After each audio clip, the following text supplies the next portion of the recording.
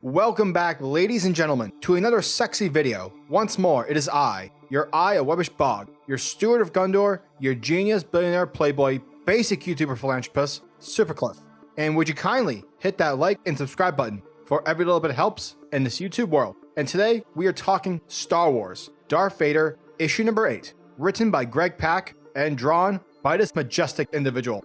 Names are hard. And our story continues once more on the fiery planet of Mustafar, where we see Sith assassin Ochi of Bestun currently in possession of Vader's lightsaber, whilst mocking the Sith Lord from outside the cave, in which Vader from the previous issue ventured through prior to the cave-in. Ochi is then suddenly met by a squad of Death Troopers, whom are led by an Umbarian, also known as Sly Moore, who tells the Sith assassin that he's celebrating much too soon, and even if no one, according to Ochi, has ever escaped the eyeofwebbishbog before, Sly Moore reminds Ochi, and we the readers, that this isn't just anybody that we are talking about, this is Darth motherfucking Vader, a dude widely known throughout the galaxy as someone who has consistently cheated death, a dude who is currently in the process of exterminating lava fleas, because let's face it people, fleas of any variant need to go immediately. And whilst this is happening, the mysterious voice of the eyeofwebbishbog is telepathically communicating with Vader, probing Vader's mind with visions of the past, mental manifestations of Obi-Wan Kenobi and Darth Vader lightsaber dueling as depicted on the Death Star in A New Hope,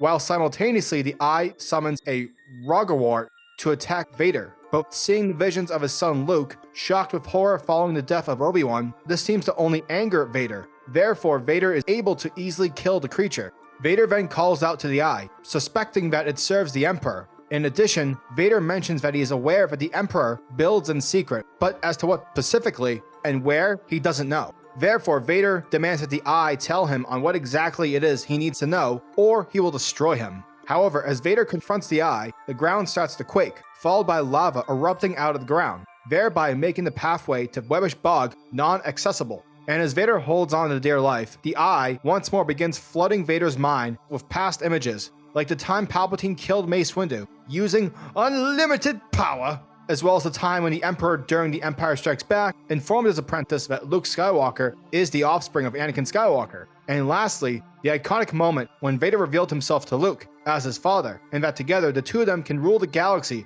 as father and son. It's because of this nonsense which causes Vader to simply not give a fuck, as everyone's favorite Sith Lord jumps down, and after the Eye continues to mentally torture Vader with images of Anakin, Luke, and the Emperor, Vader walks straight through lava, again, and demands answers. The Eye immediately laughs, and suddenly the giant head on which the Eye sits upon begins to stand up, and after doing so the giant presents Vader with a wayfinder. The Eye then informs Vader that it has only but given him questions, with the last question being on whether or not Vader believes himself to have passed the test or has failed it. Afterwards, Vader comes across an old busted Republic Jedi starfighter, and as Vader begins to fix it back up, he's interrupted by Ochi of Bestun and a squad of Sith battle droids. However, like a badass, Vader responds to Ochi's arrival, informing the Sith assassin that he was actually in need of some spare parts.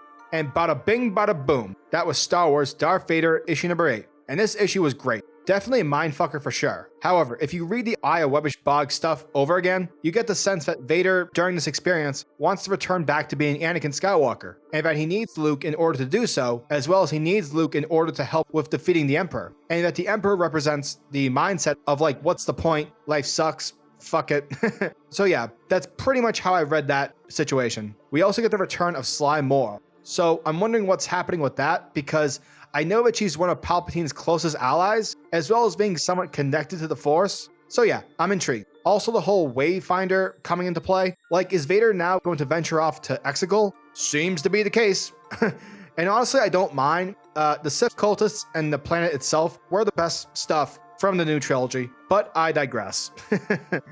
Overall, this issue was great, though it did ask obscure questions on top of questions that we as Star Wars fans are already desperately craving for. But overall, good stuff. Star Wars Darth Vader issue number 8 gets an 8 out of 10. Giggity goo.